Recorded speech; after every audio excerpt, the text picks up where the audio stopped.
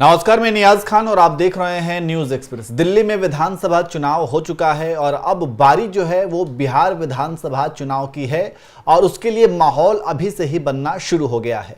अभी कल ही तेजस्वी यादव की पार्टी यानी कि आरजेडी के एक्स हैंडल पर एक वादा किया गया और वो वादा ये था कि अगर उनकी सरकार बनती है तो 200 यूनिट फ्री बिजली देने का ये वादा किया गया और हालांकि ये बहुत पहले से वादा किया जा चुका है, एक बार फिर से वो रिपीट किया गया।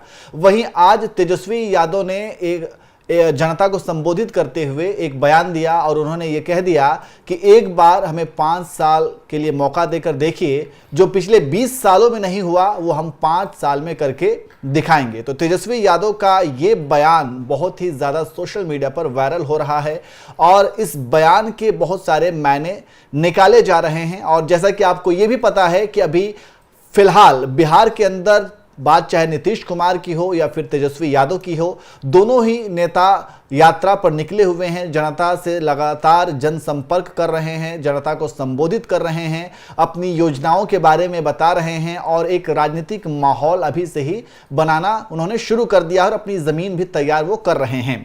अब इसी बीच तेजस्वी यादव का ये जो बयान आया हुआ है कि 5 साल का सिर्फ हमें मौका दीजिए, वो हम काम करके दिखाएंगे जो पिछले 20 सालों में नहीं हुआ। और इसके साथ साथ उन्होंने ये भी उसमें जोड़ा कि अभी हम यंग हैं, युवा हैं, हमारे पास बहुत एक लंबा राजनीतिक करियर है, तो उसको भी ध्यान में रखते हुए हमें वोट जरूर दीजिए। तो इस तरीके का बयान तेजस्वी यादव का है और इसी पर हम चर्चा करेंगे। और हमारे साथ चर्चा करने के लिए हमारे सहयोगी केशव झा हैं। केशव, बिहार की राजनीति जो हमेशा से देश में चर्चा का विषय बना रहता है और अब आपको ये भी पता है कि बिहार में दिल्ली में तो विधानसभा चुनाव हो चुका है, अब बारी बिहार विधानसभा चुनाव की ही और इस साल के आखिरी में वहां पर चुनाव होगा। लेकिन अब जो वहां पे चुनावी माहौल को देखते हुए जिस तरीके की बयानबाजी शुरू हो गई है और तेजस्वी यादव ने ये जो बयान दिया है कि 5 साल का मौका दीजिए, वो काम हम करके दिखाएंगे जो पिछले 20 सालों में नहीं हुआ। तो सबसे पहले तो आप इस बयान को कैसे देखते हैं? देखिए, तेजस्वी यादव कल से ही, जब से बीजेपी की जीत हुई दिल्ली में, वनवास खत्म हुआ, उसके बाद से वो एक्टिव मोड में आ गए हैं। भले बीजेपी की सरकार कल आई है, लेकिन उससे पहले से ही तेजस्वी यादव बिहार की राजनीति में सक्रिय हैं। जब से उनकी सरकार गई है, वो किसी न किसी तरीके से कोशिश है उनकी कि जो खोई जमीन है उसको वापस किया जाए। अब बीजेपी ने जिस तरीके से यहाँ पे रेवड़ीज बांटी और केजरीवाल के बनिस्बत उसने ज़्यादा रेवड़ीज देने का काम किया, उसी के तुलना में देखें तो तेजस्वी यादव ने भी कहा है कि 20 साल में जो काम नहीं हुआ वो करके दिखाएंगे।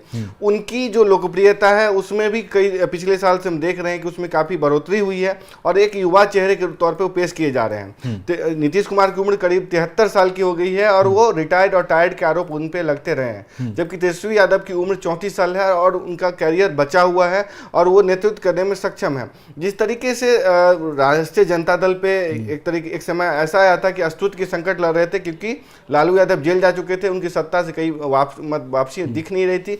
उस समय में तेजस्वी यादव ने पार्टी को संभाला और पार्टी को मजबूती दी। न सिर्फ मजबूती दी, पार्टी को सत्ता में भी लाया, भले नीतीश कुमार के साथ हो।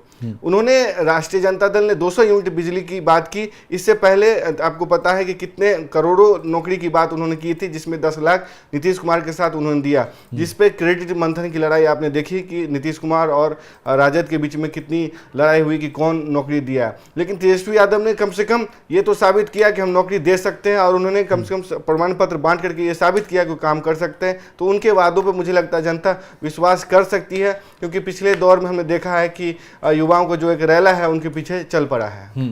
लेकिन ये तो चलिए, आपने ये सारी बातें जो कहीं वो कुछ हद तक सही है, लेकिन तेजस्वी यादव और ख़ास करके एक जो यादव परिवार है, जो एक लालू यादव का ये जो परिवार है और इनके ऊपर जो हमेशा से आरोप लगते रहे हैं और वो आरोप जंगल राज का, मतलब ये उनके ऊपर एक तमगा लगा हुआ है जंगल राज का।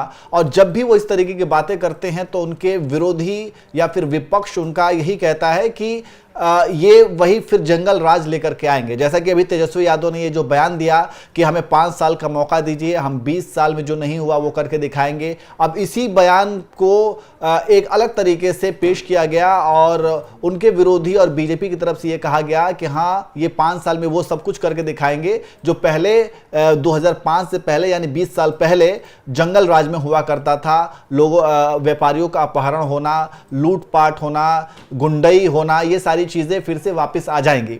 तो कहीं ना कहीं केशव, आपको लगता है कि जंगल राज का एक जो तमगा लगा हुआ है यादव परिवार के ऊपर, आरजेडी के ऊपर, नीतीश माफ कीजिएगा तेजस्वी यादव के ऊपर, तो इसको धो पाना या फिर इससे खुद को अलग कर पाना आरजेडी के लिए बहुत ज्यादा मुश्किल काम होगा?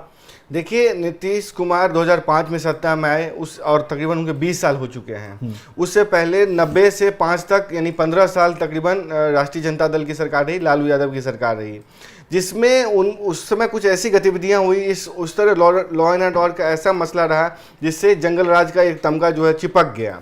आप देखते हैं कि किस तरीके से संविधान वाला मसला बीजेपी पर चिपक गया कि संविधान बदल देंगे अगर 400 सीट देते हैं। ठीक उसी तरीके से मतलब लालू यादव, लालू परिवार पे जंगल राज का तमगा चिपक गया। भले वो लाख कह लें कि राक्षस राज है नीतीश कुमार का, लोकसभा चुनाव के दौरान उन्होंने कहा भी था अगर हमारा दौर जंगल राज था, इनका दौर राक्षस राज है। जब मुकेश सहनी के पिताजी की हत्या हुई थी तब उन्होंने इस बात का जिक्र किया था कि राक्षस राज है और लॉ एंड ऑर्डर की सिचुएशन बहुत खराब हो चुकी है। देखिए, नीतीश कुमार के राज में तो ये मानेंगे आप कि जो लॉ एंड ऑर्डर की स्थिति बेहतर हुई बनिस्बत जो लालू दौर में था, लेकिन कह सकते हैं कि लालू परिवार और जो राजद है उसके साथ जिन लोगों का जुड़ाव होता है कहीं न कहीं उससे पुराने दौर की याद आ जाती है, और राजद के कुछ नेता कुछ ऐसी हरकत कर बैठते हैं जिससे विपक्ष को यानी कि एनडीए को मौका मिल जाता है कि वो हमले करें।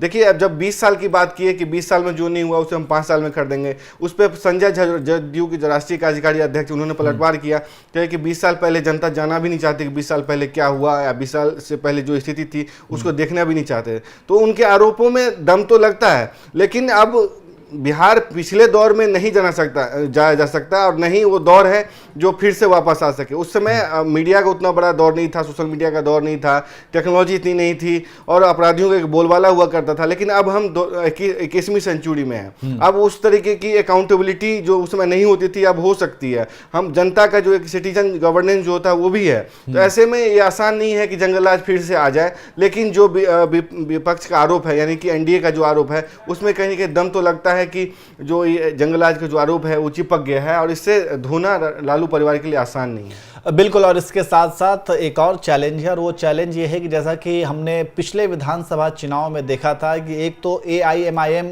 जो वहाँ पर मैदान में उतरी थी और सीमांचल की सीटों पर उन्होंने बहुत सारे कब्जा किया, लेकिन अब जो है एक और नए चैलेंज उभर करके सामने आए हैं और वो प्रशांत किशोर के रूप में।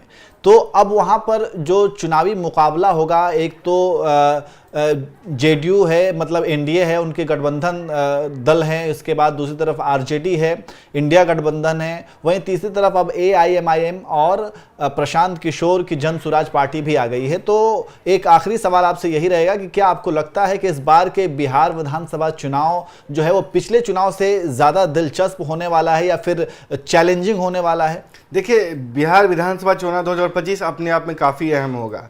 ये मतलब बिहार का चुनाव हमेशा से रोचक तो होता ही है, लेकिन इस बार थर्ड फ्रंट के रूप में प्रशांत किशोर सामने आ रहे हैं। वो एक मुख्य चुनौती बनने की कोशिश कर रहे हैं। कितना बनेंगे वो तो आने वाला समय बताएगा, लेकिन प्रशांत किशोर ने जिस तरीके से 2 साल तक पदयात्रा की और पूरी कोशिश की कि बिहार का चप्पा चप्पा गाँव छाना जाए और नब्ज टटोली जाए, उसी का एक बानगी हमने देखा। जब BPSC 17वीं BPSC री एग्जाम को लेकर के जो छात्र धरना में बैठे थे तो उसकी नेतृत्व करने की कोशिश प्रशांत किशोर ने की। हालांकि उनको मतलब जेल भी भेज दिया, हिरासत में लिया गया, बाद में वो बेल पर छूट गए। तो उनकी कोशिश है कि जो खोई जमीन है युवाओं का, गांव के लोगों का जो पलायन है उस मुद्दा को भुनाया जाए। लेकिन सबसे बड़ी उनकी राह में सबसे बड़ी समस्या जो है न्यास, ये है कि उनकी जातिगत अपील नहीं है। आपको हमने कल ये बात की थी कि बिहार में कोई अपनी बेटी और वोट जात से बाहर नहीं देता है। जब भी आप पूछो उनके बारे में, जो आईपैक की टीम जाती थी मैदान पे, हमारे इनपुट जो हमारे रिपोर्टर बताते हैं, जो आईपैक की टीम मतलब जो उनकी कंपनी रही है जो सर्वे किया करती थी, जो उनके साथ काम करती है, वो टीम जाती है तो उनसे पूछता है भाई किस जात के हो, प्रशांत किशोर की जाति क्या है, उसके टाइटल क्या है, प्रशांत किशोर पांडे के आरोप लगते हैं। तो उन पे जो एक फॉरवर्ड का जो तबका चिपक रहा है ये उनको काफी नुकसान करेगा, क्योंकि आपको पता है बिहार में 27% के आसपास जो है ओबीसी है, 14% के आसपास जो है आपको यादव है, मतलब तकरीबन 40-50% के आसपास जो है ना आपको पिछड़ी आबादी है, उसके अलावा मुस्लिम है, दूसरे सब है। तो कुल मिलाकर के ऐसे में देखा जाए तो प्रशांत किशोर की जातिगत अपील नहीं होने के कारण उनको नुकसान उठाना पड़ सकता है। दूसरी कोशिश कर रही है प्लूरल्स पार्टी की जो पुष्पा प्रियम चौधरी हैं, वो भी कोशिश कर रही हैं। पिछले चुनाव में उन्होंने कोशिश की कोरोना के वक्त में जब चुनाव हुआ था, लेकिन अभी जिस तरीके से वो इतनी एक्टिव नहीं है तो लग रहा है कि उनका कम असर पड़ेगा। मेन प्लेयर महागठबंधन और एनडीए के बीच में ही होगा। जिस तरीके की हमने देखा है कि पिछले 2 बजट से बिहार पर फोकस किया जा रहा है, मुझे लगता है इसी रेवड़ी और बजट में जो बिहार के लिए प्रावधान किए गए हैं उसी के इर्द गिर्द पूरा चुनाव होगा, तगड़ा मुकाबला देखने को मिलेगा। चलिए, तो ये तो खैर आने वाला समय ही बताएगा, लेकिन फिलहाल तेजस्वी यादव जिस तेवर के साथ मैदान में उतरे हुए हैं और जो पद यात्रा कर रहे हैं, लोगों से मुलाकात कर रहे हैं, जनता को संबोधित कर रहे हैं और तमाम मुद्दों पर नीतीश कुमार को घेर रहे हैं और ये कह रहे हैं कि आप हमें सिर्फ एक बार 5 साल का मौका दे दीजिए, उसके बाद जो 20 साल में नहीं हुआ वो हम पिछले 5 साल में करके दिखा देंगे। तो ये दावा तेजस्वी यादव कर रहे हैं, तो इन दावों में कितनी सच्चाई आपको लगती है और क्या वाकई में आपको लगता है कि इस बार बिहार विधानसभा चुनाव में कुछ बदलाव देखने को मिल सकता है या फिर तेजस्वी यादव एक बड़े नेता बनकर के सामने आ सकते हैं या फिर उनका सपना मुख्यमंत्री बनने का पूरा हो सकता है? ये तमाम जो बातें कही जा रही हैं उसको आप कैसे देखते हैं और तेजस्वी यादव के बयान पर आप क्या कहेंगे? क्या आप भी मानते हैं कि अगर उन्हें 5 साल का मौका दिया जाए तो वो 20 साल से बेहतर काम करके दिखा सकते हैं? कमेंट करके आप जरूर बताएं।